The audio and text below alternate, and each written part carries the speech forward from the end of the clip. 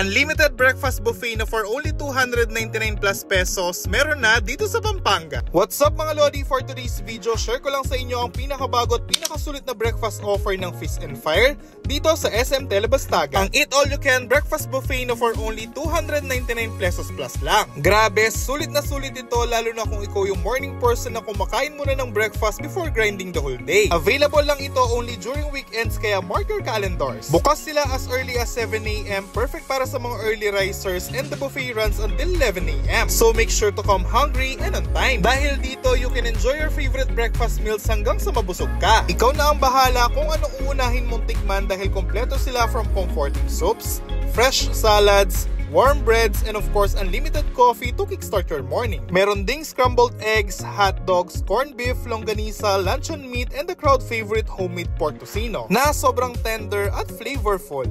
Legit, ito ang pinaka-nagustuhan ko sa lahat. May rice options din, either garlic rice or java rice. At syempre, hindi mawawala ang classic na pansit for a longer life. Likewise, Kapampangan handaan wouldn't be complete kung walang burong asan na perfect sausawan sa pritong isda at sa sari-saring gulay. It is that local touch that makes the experience truly special. And for refreshments, meron din silang various juices to keep you hydrated. And for dessert, you can choose from coffee jelly, buko pandan, or the creamy ube delight. Ayos! It is the perfect sweet ending to a hearty meal. Kaya naman kung natakam kayo sa vlog kong ito, matulog na ng maaga at huwag na magpuyat para bukas gising kayo ng fresh at diretso na dito sa Feast and Fire. Yun lang, thanks for watching, like, share, and follow for more.